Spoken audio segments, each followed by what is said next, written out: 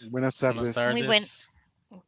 bueno, de parte de Gerencia General, deseamos agradecerles a todos por su participación y su tiempo para atender esta charla tan interesante que vamos a tener de 1 hora. Hoy contamos con un presentador de lujo que en este momento se encuentra en Argentina, ¿verdad? Y se trata del doctor Sergio Mora Castro, quien es bachiller y licenciado en Geología de la Escuela Centroamericana de Geología de la Universidad de Costa Rica, máster y doctor en Geotecnia de la Escuela Nacional Superior de Ingeniería de Nancy, en Francia. Desde 1976 trabajó como geólogo. Luego fue jefe de Departamento de Ingeniería Geológica hasta el 1996 y asesor de la Subgerencia de Desarrollo Sostenible del Instituto Costarricense de Electricidad en 1998. A partir de 1983 es profesor catedrático en geotecnia, mecánica de suelos y rocas, evaluación de amenazas naturales y gestión de proyectos geológicos en la Escuela Centroamericana de Geología de la Universidad de Costa Rica. Y bueno, en el 2015 es profesor e investigador del Laboratorio de Ecología Urbana de la Universidad Estatal a Distancia, acá en Costa Rica. También ha impartido cursos y conferencias en universidades en varios países de América Latina, Caribe, África, Medio Oriente, Asia y Oceanía. Desde 1998 al presente es consultor, especialista en temas de ambiente, recursos naturales y gestión de riesgo para varias firmas privadas, organismos multilaterales como BID, Banco Mundial, Naciones Unidas, y varias firmas privadas como Insuma y Ingeosa. También ha participado en proyectos en Centroamérica, Caribe, Suramérica, África y Medio Oriente. Adicional, fue miembro del Comité de Revisión del quinto informe de evaluación sobre el cambio climático en los temas de vulnerabilidad, impactos y adaptación. También ha realizado más de 157 publicaciones científicas, técnicas e informes de consultorías. Entonces, doctor, muchas gracias. Gracias por la colaboración en esta iniciativa organizada por el Comité de Proyecto de Bandera Azul. Buenas tardes, doctor. Muy buenas tardes a todos. Desde Buenos Aires les envío un saludo afectuoso. Y en primer lugar quiero agradecerles la invitación tan grata y la oportunidad de poder intercambiar con ustedes algunas ideas, particularmente a Melissa y a Alejandra, que han tenido la paciencia de coordinar conmigo estas cosas y que, bueno, yo les he puesto muchas dificultades porque he tenido una agenda ahí media complicada, pero con todo gusto decidí que era un tema que la verdad vale la pena y sobre todo que es de mucha actualidad. Y por supuesto que en el caso de Costa Rica es un tema que tarde o temprano pues hay que sentarse a discutir. Desafortunadamente creo que no se ha hecho esa discusión y que lo que ha inducido a la creación de dudas, mitos, y discusiones que muchas veces no han estado suficientemente documentadas. Entonces, yo voy a proceder a compartir mi pantalla. Vamos a ver si aquí está. Entonces ya me van a decir si la pueden ver en su totalidad. Y vamos Sí, doctor. Ok, vamos a hablar de los vehículos eléctricos y de los vehículos de combustión interna y cómo se plantea este panorama para evolucionar de uno al otro, que consideramos que es un cambio que va a ser inevitable, pero también conviene eh, pues prestarle atención a ciertos detalles porque no todo es ni ideal ni tampoco infernal, es decir, hay de todas las cosas Y lo importante aquí para garantizar la sostenibilidad es que seamos conscientes de lo que estamos discutiendo. Supongo que Alejandra y Melissa les ofrecerán a ustedes el documento de la presentación en PDF para que lo tengan de respaldo. Entonces, comencemos por reflexionar sobre algunos detalles iniciales, como que, por ejemplo, no hay duda de que los vehículos eléctricos van a resolver algunos problemas ambientales claves, particularmente por la reducción de una parte de las emisiones de gases, vapores y partículas a efecto de invernadero. Además, promueven la economía circular, pero hay otros problemas que no lo resuelven completamente, por lo menos hasta este momento. Esta imagen primera que hay ahí es una especie de radiografía de lo que consiste un sistema de tracción electromotriz. Y en el centro se pueden apreciar las baterías, que son también parte de los temas radicales y importantes para discutir. Hay una relación ambigua de los vehículos eléctricos con la producción y la operación. Particularmente tenemos que tomar en cuenta las materias primas. La mayor parte de los insumos principales proviene de la minería. De ahí se extrae el duraluminio, el acero, el cobre, el silicio, el vidrio, la baquelita y también los hidrocarburos. No se deja de consumir hidrocarburos con los vehículos eléctricos porque se fabrican con ellos el caucho sintético, los empaques y los plásticos. Las evidencias y cifras actuales no son suficientemente claras como para tomar decisiones definitivas acerca de su uso, sobre todo en países en desarrollo como el nuestro. La foto de abajo de la derecha muestra cómo se ve un vehículo, más o menos, si se deseara no utilizar derivados del petróleo en su fabricación. Es un vehículo prácticamente, es un esqueleto, porque le falta una gran cantidad de productos y de componentes que provienen de los hidrocarburos precisamente. Las fuentes de energía requeridas para su fabricación, construcción y operación, en el caso de los vehículos eh, eh, eléctricos y el desecho, que es algo muy importante, es el caso de todos los vehículos. Se producen en proporciones variables según cada país. Esa energía proviene del carbón mineral, la energía nuclear, el petróleo, particularmente el diésel y el búnker, el gas natural, la hidroelectricidad, la geotermia, la energía solar, eólica y la biomasa. Y aquí vemos varios ejemplos. Por ejemplo, una central nuclear, la más cercana que tenemos es la de Laguna Verde, en Veracruz, en México. La planta térmica de Moín, que recientemente fue suspendida su operación por parte del ICE, la planta hidroeléctrica de Pirrís y la planta geotérmica de Miravalle son algunos de los ejemplos más clásicos como fuentes de energía. La producción de energía genera impactos positivos y negativos en la sociedad, el ambiente y los ecosistemas. Un punto importante, en este mapa que aparece abajo a la izquierda se aprecia en su orden los países que más contaminan la atmósfera en este momento. En general son los países del denominado grupo G20. Los principales son China y la India en su totalidad. En per cápita, es decir, por habitante, pues ahí vamos a ver otras cifras que lo aclaran un poco, pero seamos claros, los países más contaminantes en bruto son China, la India, Estados Unidos, Rusia y Europa como conjunto. Hay mucha literatura objetiva y científica para investigar, pero también hay otra influenciada por sesgos, ideologías, grupos de presión y falta de transparencia. Y esto es un problema porque a la hora de tomar decisiones, sobre todo en el gobierno y para nosotros mismos, pues tenemos que tener mucho cuidado en filtrar y tomar con pinzas todas estas características.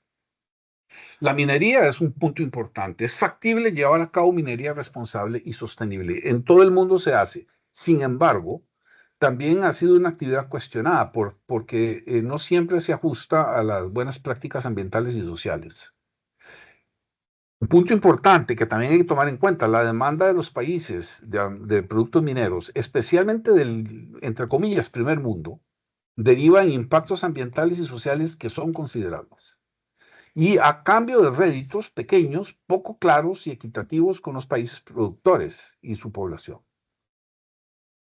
Un punto importante, la demanda de minerales para las baterías, en particular del litio, se va a cuadruplicar hasta alrededor de 3 millones de toneladas en 2030. Estemos conscientes, y todos nosotros, de que nuestros teléfonos celulares, tablets, laptops, los vehículos contienen más de 50 elementos de la tabla periódica. ¿Recuerdan la tabla periódica del colegio, de la universidad, no? Ahí aparece un resumen de los elementos más importantes, no todos, de un teléfono inteligente tipo Samsung y iPhone y todos esos. También los teléfonos pueden ser, o las baterías en general, pueden ser el producto del trabajo de personas en condiciones laborales desfavorables. Lo que pasa es que a veces es cómodo despreocuparse porque esto sucede en desiertos o en selvas en donde casi nadie lo ve. Por ejemplo, en este caso, esto es una mina de cobalto que yo visité en la República Democrática del Congo el año pasado. Como se observa las condiciones laborales del cobalto, que es fundamental para las baterías, es realmente preocupante, incluido el trabajo de niños, sobre todo, ¿no? Las baterías no crean electricidad, solamente la almacenan. Esto es algo muy importante. La batería típica de un vehículo eléctrico, digamos entre 50 y 90 kilowatts, pesa de 300 a 500 kilos. O sea, para los vehículos un poco más grandes, tipo Tesla, pesan media tonelada. Esto es importante tenerlo en cuenta. Y vean todo lo que contiene, entre otras cosas. 11 kilos de litio, que están distribuidas en unas 6.000 celdas de iones de litio, 27 kilos de níquel, 20 kilos de manganeso, 14 kilos de cobalto, 90 kilos de cobre y 150 kilos de aluminio, además del acero y plásticos. Y bueno, a la derecha hay un diagrama que muestra cómo funcionan, es decir, cómo los iones de litio pasan de un lado para otro para producir electricidad y cuando la batería está descargada, a la hora de reconectarla de nuevo, los iones de litio se devuelven a hacia su almacén, ¿no? Para fabricar cada batería, ojo, deben de excavarse 200, o sea, una batería normal de carro, de las que acabamos de hablar, en promedio, ¿no? 225 toneladas del terreno deben extraerse para obtener 11 toneladas de sal de litio, 15 toneladas de mineral de cobre, 2,3 toneladas de resina de níquel, 11 toneladas de mineral de cobre. Y luego todo se refina mediante procesos electroquímicos. Estamos claros que esta extracción por el momento se hace con camiones cuyos motores son de diésel, y en muchos países el proceso electroquímico se alimenta también de energía producida por hidrocarburos, ¿no?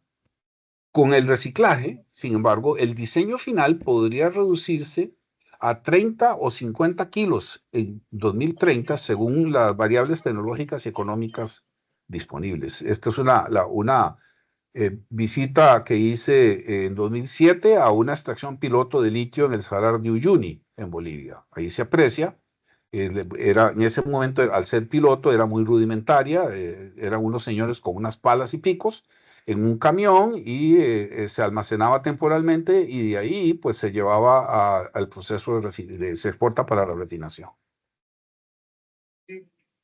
Tomamos en cuenta que estas baterías tienen que entrar para optimizar su producción y utilización dentro del concepto de la economía circular. Casi todos los materiales con los que se fabrican los vehículos a combustión interna pueden incluirse también en el proceso de economía circular. El problema es que Costa Rica no ha establecido ese proceso. Entonces, la economía lineal, con el diagrama que vemos aquí a la derecha, es de que tomamos los materiales, fabricamos el producto, los usamos y luego lanzamos eso al basura. Creo que hay un micrófono abierto. Voy a agradecer que todos los que utilizan el sistema cierren sus micrófonos. La economía con reciclaje, aparte de tomar el material, fabricarlo, usarlo, a veces se recicla, que es una sola parte pequeña de algunos de los componentes más sencillos de refabricar y luego se tiran los desechos. En la economía circular, la idea es que los desechos se minimicen hasta su más mínima expresión. Es decir, se toma el material, se fabrica el componente, se utiliza y luego viene el proceso de las 4 Rs. Reutilizar, reparar, reciclar y retomar. Eso es más o menos el principio básico de la economía circular.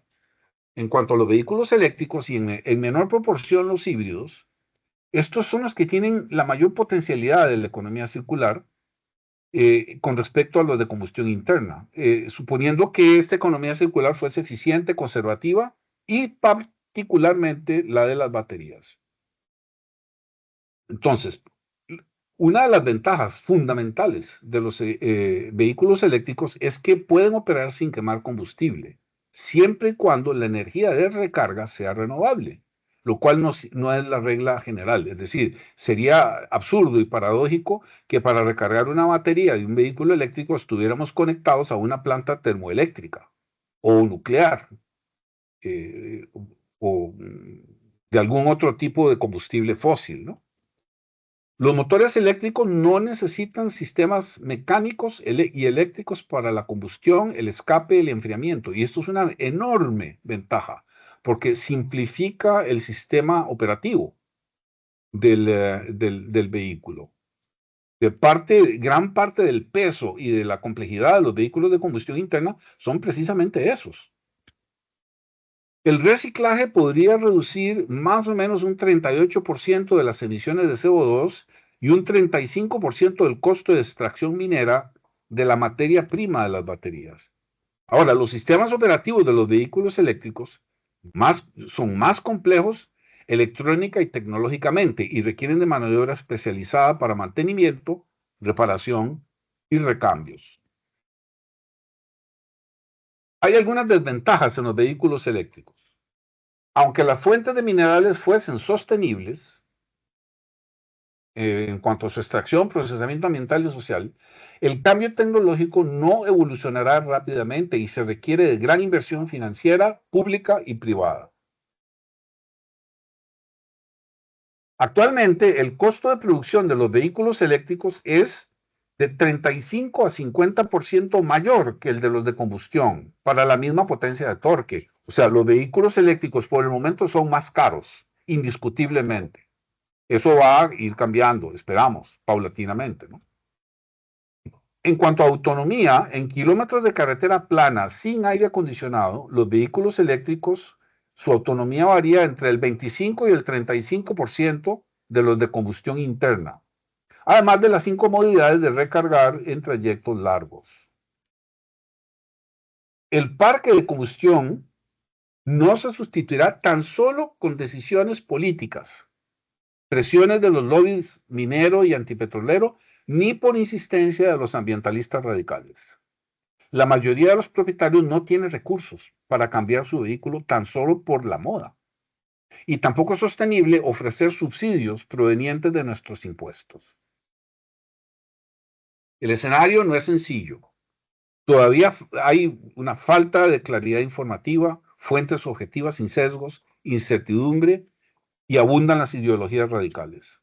Y se requiere de un proceso de transición gradual, inteligente, sin presión ideológica y por ahora no parece haberla. Esto es la ruta nacional 9 que va de Los Ángeles a San Diego de California. La primera es un embotellamiento monstruo de vehículos de combustión interna. Pero finalmente, si esos vehículos de combustión interna se sustituyen uno por uno por vehículos de tracción electromotriz, pues bueno, el panorama no va a cambiar, ¿no? Con los vehículos. Siempre habrá embotellamientos monstruos. Y eso tenemos que tenerlo también muy presente. La solución no es sencilla y no hay panaceas. La pregunta más importante es si realmente los vehículos eléctricos son la solución al transporte. El tema no es solamente ideológico y altruista. La producción mundial de hidrocarburos y el consumo de combustibles en Costa Rica crecen. No han dejado de crecer. ahí se ve las tendencias que hay en el mundo, con el pequeño pico hacia abajo durante la pandemia, pero rápidamente, el consumo volvió a crecer de manera acelerada y seguirá haciéndolo por los próximos años. No hay posibilidad de que eso no suceda. En el caso de Costa Rica se ve algo parecido. Esto es en millones de barriles el consumo total. Por supuesto, desde 2000 el crecimiento sostenido, viene el bajonazo de la pandemia y después el consumo vuelve a crecer. Eso tenemos que tenerlo claro. En Costa Rica, sin embargo, hay que tener esto en cuenta. El 99% de la electricidad proviene de fuentes sostenibles.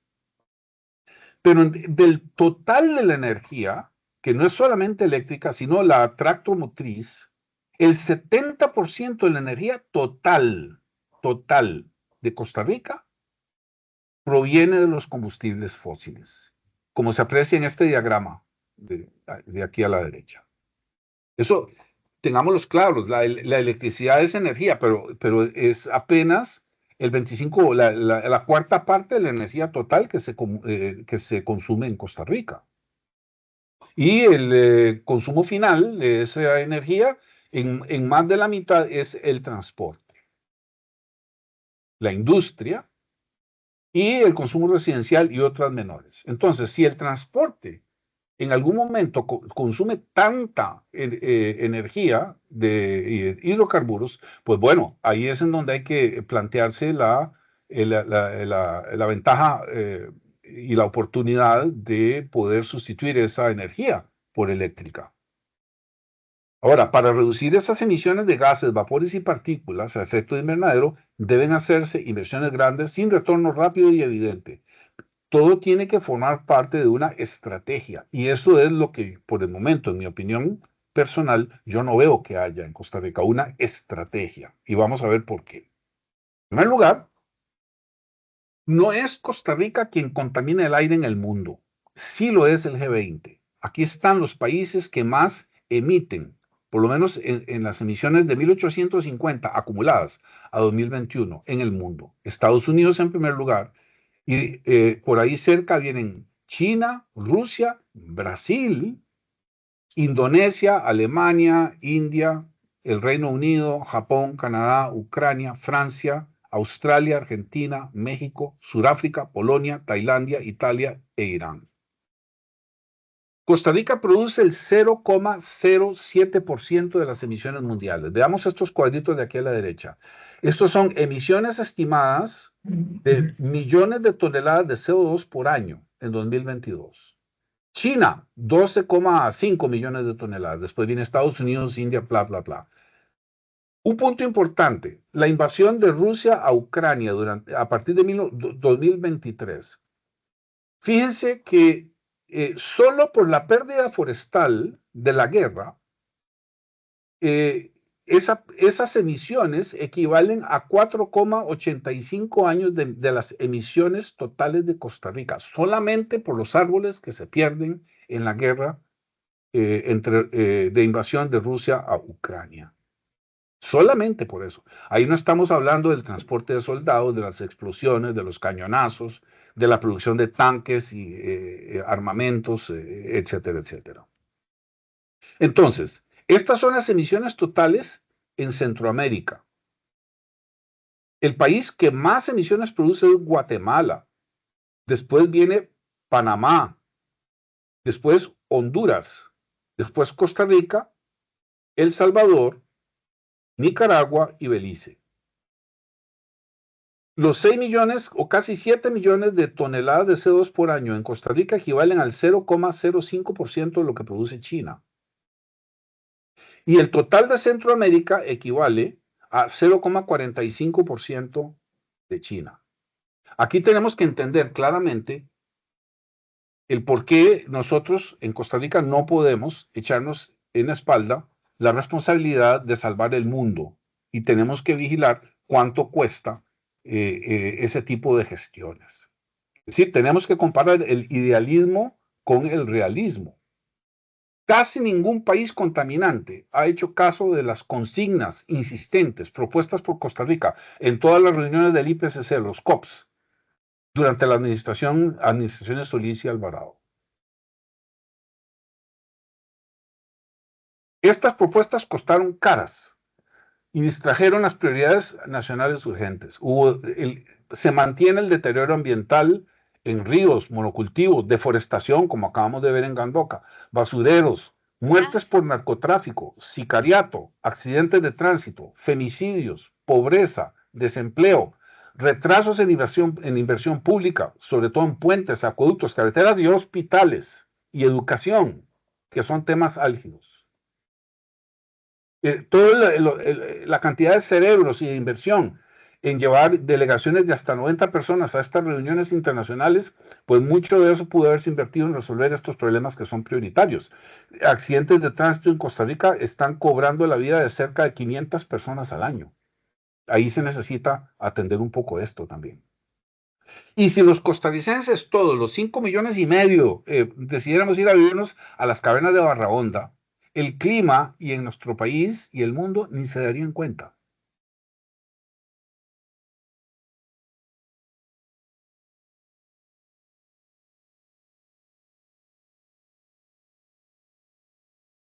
¿De dónde saldrá la energía eléctrica necesaria para el transporte eléctrico? ¿Cómo supliremos la energía para el transporte eléctrico y el desarrollo industrial de Costa Rica? Esto es una proyección del plan de expansión de la generación eléctrica del ICE, a partir de 2020 hasta 2040. Y ahí hay 3 escenarios. Hay un escenario alto, es decir, de alta demanda, de alto crecimiento de la demanda. Hay un escenario medio y hay un escenario bajo. Hasta 2021 está el desarrollo del consumo histórico con el bajón de la pandemia. Entonces, ¿cómo se va a suplir eso? Esto es el crecimiento de la demanda de la generación entre el 76 y el 21. Está sostenido, constantemente sostenido, con un par de pequeños altibajos históricos. Entonces, ¿cómo se va a suplir eso? Y ahí se puede observar también lo que sería el crecimiento cuando se le agrega la famosa generación distribuida, es decir, que en el techo de mi casa yo puedo poner unas celdas fotovoltaicas y producir la electricidad que consume la refri, por ejemplo. Y además existe el intercambio de electricidad por medio de la línea CIPAC, que va desde Panamá hasta Guatemala, con conexiones menores proyectadas a México y a Colombia. Pero este sistema de intercambio a veces es poco funcional porque se ha demostrado que hay ciertos países ahí que son inestables políticamente, entonces cortan esto o hay un sabotaje o lo que fuera. Y entonces, pues bien, cuando funciona bien hay que aprovecharlo, pero hay que tener en cuenta de que no siempre eso es el escenario ideal, ¿no? También debe resolverse la paradoja ambientalista. Se ha desprestigiado la construcción de plantas hidroeléctricas en Costa Rica. Está prácticamente satanizado ese problema. Yo no sé quién y cuándo se va a poder construir una nueva central hidroeléctrica en algún río de Costa Rica. El desarrollo de la geotermia, que eso es una paradoja de alta entalpía, ¿sí? Se ha limitado, pues nuestros volcanes y reservorios geotérmicos principales están en parques nacionales. Según la legislación actual no se pueden tocar. Los factores de planta de la energía eólica apenas alcanzan el 60%, o sea, 0,6, y 0,25 en solares. Y esto complica mucho su introducción, la introducción de sus producciones tan variables en el balance de oferta y demanda y el sistema interconectado nacional, y además de la transmisión y la distribución eléctrica. Entonces, hay que pensar en cómo se va a suplir esa demanda por medio de una proyección de la capacidad instalada. Y esto también es un escenario del 2022 al 40 que hizo el ICE con su plan de expansión de la generación. Y aquí se ve como con con un análisis de costos también, de costo marginal de largo plazo, de relaciones de beneficio-costo, etcétera, pues se ha considerado la energía con baterías, solares, eólico, hidroelectricidad, biomasa, geotérmico y térmico, hidrocarburos. Ahora, todo eso cuesta plata. Estos son los escenarios de costos de lo que significa el diagrama de arriba a la derecha, cómo hay que suplir plata para invertir y construir esas plantas generadoras de electricidad según los escenarios actuales. Y estos planes necesitan un flujo de caja, ¿no? Necesitan planificar cuánta plata se va a invertir cada año y ver de dónde va a salir esa plata, o a partir de nuestros impuestos o con financiamiento multilateral internacional, pidiendo plata prestada, básicamente. Es esencialmente deuda externa, porque es más la necesidad de invertir que lo que pueda financiar Costa Rica con sus propios recursos. Entonces, las opciones se encuentran en optimizar el sistema eléctrico nacional para combinar todas las fuentes renovables de energía, mitigar debilidades y aprovechar fortalezas. Y por supuesto economizar energía, hacer uso racional de ella, ¿no? Desde nuestras casas hasta el resto del país. Ahora, las plantas hidroeléctricas de Costa Rica tienen cierta capacidad de embalsamiento, no todas. Hay de todos los tamaños. Lo mismo, los sistemas de transmisión y distribución pueden absorber energía solar y energía eólica adicional hasta tal vez unos 10.000, falta un cero ahí, megawatts, instalables rápidamente y a precios competitivos. Con una potencia apropiada de energía solar, los embalses con regulación horaria podrían redirigir su aporte al sistema interconectado al inicio y final del día, que son la primera y la última de las horas pico. Las horas pico en Costa Rica esencialmente funcionan más o menos con el desayuno, el almuerzo y la cena de las personas, porque es cuando la gente enciende las cocinas para la cocción de los alimentos, como se aprecia más o menos en este diagrama de arriba a la derecha. Y luego, sin duda, y esto es algo muy importante que debe romper mitos, tenemos gas natural en Costa Rica que podría ser clave como un sustituto temporal, parcial, mientras se acomoda la energía solar y eólica. Y esto ayuda a reducir emisiones, incluso para el transporte del diésel y la gasolina, entre un 35 y un 55% respectivamente. Pero sobre todo también reduciría una gran parte de la factura petrolera. Costa Rica gasta 1.400 millones de dólares al año en promedio en hidrocarburos. ¿Cuánto puede solucionar la energía solar en Costa Rica? Se estima su potencial económicamente factible hasta 2.000 megawatts. Aquí hay un mapa de las regiones mejores para la energía solar. Entre más rojo es el color, más potencial hay de aprovechar la energía fotovoltaica, ¿no? El factor de planta, el problema es que es bajo. La energía solar solo funciona de 6 a 8 horas al día. Y lo que sí sucede es que es cuando la demanda es la más elevada. Y tiene costos relativamente bajos, según el factor de planta, ¿no?, que uno desea utilizar. El precio cada vez es más accesible, cerca de $700 por kilowatt hora, y se construyen en menos de un año. Y luego las variaciones horarias en días nublados se pueden coordinar con la operación de embalses de regulación semanal, por ejemplo, Pirrís, Cachí, Reventazón y las plantas geotérmicas. La energía solar no es fácil de producir en Costa Rica. En este mapa que está aquí arriba a la derecha, Costa Rica está de color azul porque estamos dentro de las zonas en donde durante el día hay una gran cantidad de nubosidad que no permite el ingreso de la energía solar. Estamos bajo la nubosidad crónica, siempre, de la zona de convergencia intertropical. Como apreciamos también en este mapita abajo a la izquierda, y esta imagen de satélite abajo a la derecha. Y luego, esto es una imagen de satélite tomada el 4 de junio. El círculo es, ahí verán el mapita de Costa Rica, y encima de ella una tremenda nube convectiva, precisamente de la convergencia intertropical mezclada con una onda tropical. En esos momentos, obviamente, la producción fotovoltaica colapsa. Para generar energía solar se necesitan áreas extensas que compiten con otros usos de la tierra, por ejemplo, la producción agropecuaria. O sea, se necesita de 1 a 1,5 hectáreas para producir 1 megawatt en áreas planas. Por ejemplo, si se utilizara Guanacaste y se identificaran las áreas ociosas que no están produciendo gran cosa, para producir 500 megawatts se requerirían de 500 a 700 hectáreas, o sea, de 5 a 7,5 kilómetros cuadrados, para cubrir con celdas fotovoltaicas. El consumo nocturno requiere acumularse en baterías y este es uno de los problemas graves, otra vez baterías, ¿no?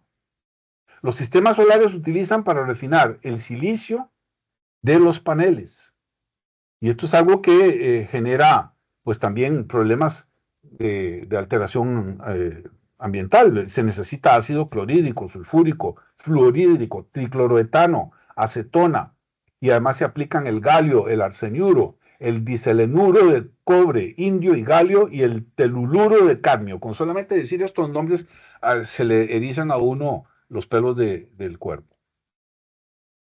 La energía eólica, por su parte, tiene también sus pequeños inconvenientes. Las aspas de un molino eólico miden de 20 a 40 metros según la planta, ¿no? Son de fibra de vidrio y resinas sintéticas. Cada una pesa alrededor de 15 toneladas y tienen una vida útil de 15 a 20 años. Y además ese material por el momento no se recicla. Se requiere instalar los molinos a no menos de 400 metros de las viviendas para que el nivel de ruido no supere 45 decibeles. Las plantas eólicas en la cordillera volcánica de Guanacaste tienen factores de planta de 0,60, o sea, tienen una eficiencia relativamente elevada, incluso mayor que algunas plantas hidroeléctricas de filo de agua. El precio de esta energía con la tecnología más moderna se encuentra entre 1.600 y 1.800 dólares por kilowatt instalados, con un plazo de construcción de 18 a 24 meses. Y aunque presentan más variabilidad horaria que las hidráulicas, cuya fluctuación es más lenta de las hidráulicas, o sea, tiene menos variabilidad en la generación. El precio de estas últimas, de las hidroeléctricas, varía entre 3.500 y 4.000 dólares por kilowatt y tienen un plazo de construcción de 4 a 5 años. O sea, es mucho más caro una planta hidroeléctrica, aunque tiene la ventaja de almacenar agua en mayor o menor grado. El ICE ha integrado alrededor de 400 megawatts de energía eólica y esto ya alcanza el 12% de su capacidad instalada total. Y hay 600 megawatts elegibles, de los cuales acaban de adjudicar 800 megawatts.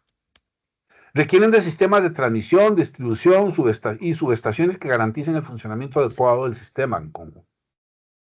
Y la ventaja es que eso ya existe y que tiene cierta capacidad de absorber una parte. Las fuentes principales de energía eólica y geotérmica se encuentran en divisorias continentales, volcanes, y bueno, áreas protegidas. Entonces, el desarrollo eólico y geotérmico seguirá estando atado a la posibilidad de poder producir en áreas protegidas. Y esto va desde reservas hasta parques nacionales, que son intocables. Hay opciones, las perforaciones dirigidas, etcétera, pero que cada perforación dirigida reduce hasta un 35 y un 40% la eficiencia de la producción. Es necesario complementar esta producción con respaldo térmico, pues no hay suficiente almacenamiento hidráulico para absorber el efecto de la variabilidad climática, y esto es lo que está sucediendo en este momento en Costa Rica también. Hay que analizar la relación de este potencial con las áreas protegidas, impactos ambientales, externalidades y vulnerabilidad ante las amenazas naturales. Estas fuentes energéticas deben promoverse como complementarias y no deben ser vistas como excluyentes con respecto a las otras, que ya han demostrado sus cualidades, su estabilidad y beneficios, como la electricidad y la geotérmica, y que aún no agotan su potencial para contribuir con el desarrollo sostenible de Costa Rica y su transición energética inteligente. ¿Qué es esto de la transición energética? Pues es un paso fundamental para la humanidad. Es decir, es pasar del modelo actual en el mundo, por ejemplo, fundamentado en la energía que proviene de los hidrocarburos. En el caso de la energía de transporte en Costa Rica, es lo que se aplica para nosotros. Y esto requiere romper paradigmas, más allá de muchos mitos, realidades y zonas grises. Los vehículos de combustión interna consumen en promedio 17.000 litros de combustible durante su vida útil. Esos son 12,5 toneladas cada uno de nuestros vehículos en promedio. Y esto debe reducirse a mediano y largo plazo. Este es el peaje de la Ruta Nacional 27 en Escazú. Imagínense la cantidad de emisiones que se producen ahí por minuto.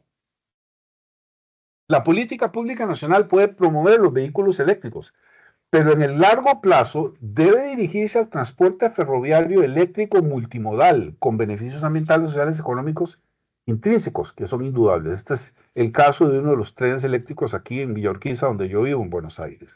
Son una belleza, además. Silenciosos, grandes y son eléctricos. Esto se alcanzará orientando decisiones estratégicas, no ideológicas, buenas prácticas ambientales, económicas, sociales y aprovechando nuestros recursos naturales. La solución es combinar todos los recursos energéticos sin necesidad de utilizar baterías hasta donde se pueda, que encarecen los sistemas, requieren de mantenimiento intensivo, tienen una vida útil corta, su capacidad de acumulación todavía no supera algunas horas y no hay una política de economía circular. Estas dificultades poco a poco están siendo superadas, sin duda, afortunadamente. Hay que eliminar los vehículos a combustión interna, sin duda, pero esto no va a reducir a cero todavía las emisiones. El problema del transporte público masivo es el más importante y el de carga también. Es la parte más compleja para Costa Rica y el mundo, es descarbonizar el transporte. No se trata solo de cambiar carros de combustión por eléctricos, sino algo más radical que incluye el transporte masivo de personas y de carga. El primer paso es migrar hacia su electrificación mediante las mejores opciones y según las posibilidades de la economía. En el mediano plazo puede suceder con transporte autónomo eléctrico, por ejemplo. Ya hay experimentos sobre eso, pero es carísimo. Esto cambiaría el paradigma del transporte público y el transporte privado también, pues no se requiere de poseer vehículos que pasan estacionados el 95% del tiempo y se disminuye así radicalmente su cantidad. Otra opción es la fuerza motriz derivada del hidrógeno y no solamente para el transporte público, pero eso todavía es experimental y extremadamente caro. Definitivamente hay mucho para pensar. En resumen, los aspectos que tenemos que tomar en cuenta: materia prima, fabricación, baterías, energía de operación, desechos, emisiones de gases, vapores y partículas a efecto de invernadero y la sostenibilidad a largo plazo. En cuanto a la combustión interna, se sigue dependiendo de los metales, hidrocarburos y no metales, la energía y materia prima, el plomo y el ácido sulfúrico, los hidrocarburos del diésel, la gasolina, el gas natural y el GLP. El desecho es más o menos del 20 al 30% en el mejor de los casos. Las emisiones son severas en producción, operación y desecho, y la sostenibilidad de largo plazo es baja. En los híbridos tenemos como materia prima los metales, hidrocarburos, los no metales, las tierras raras. Necesitamos energía y materia prima para fabricarlos. Se ocupa litio y plomo como la materia auxiliar. Se requiere de operación con hidrocarburos, diésel, gasolina, gas natural, pero también de electricidad. El desecho se reduce entre 15 y 25%. Y además las emisiones son severas en producción, medianas a bajas en operación y desecho. Y la sostenibilidad a largo plazo es mediana. Los eléctricos, muy parecido al hidrocarburo, a los híbridos, perdón, se necesita para su fabricación de metales, hidrocarburos, no metales y tierras raras. Su fabricación requiere de energía y materia prima. Litio para producir baterías que pesan entre 300 y 500 gramos, más todos los otros metales que mencionamos anteriormente. Su recarga mediante fuentes renovables y hidrocarburos por el momento y energía nuclear en algunos países. Según el modelo de energía circular utilizado, sus residuos pueden reducirse hasta 20, 10 a 20%. Y además de eso, las emisiones son severas en producción, nulas en operación y bajas en el desecho. Y su sostenibilidad a largo plazo es de mediana a elevada. En cuanto al hidrógeno, por solamente poner un ejemplo más, Se requieren metales, hidrocarburos, no metales, tierras raras y agua para producirlo, las materias primas. Se requiere energía para la electrólisis, para separar el hidrógeno. También utilizan baterías de litio o de plomo. La energía de operación requiere de hidrólisis, luego oxidación del hidrógeno. Hay un 15% a 25% de desechos. Las emisiones son severas en producción, nulas en operación y bajas en desecho. Y su sostenibilidad de largo plazo es de mediana a elevada. Sí parece ser claro que no deben construirse más carreteras para seguirlas llenando con más carros. Esto es un estacionamiento de carros de producción china, carros eléctricos. Y de utilizarse el panorama de las carreteras, el de la derecha es nuestra ruta 27, la verdad es que no va a cambiar gran cosa. Creo, a mi juicio, que la solución está en el transporte público y de carga, eléctrico y multimodal. Muchas gracias.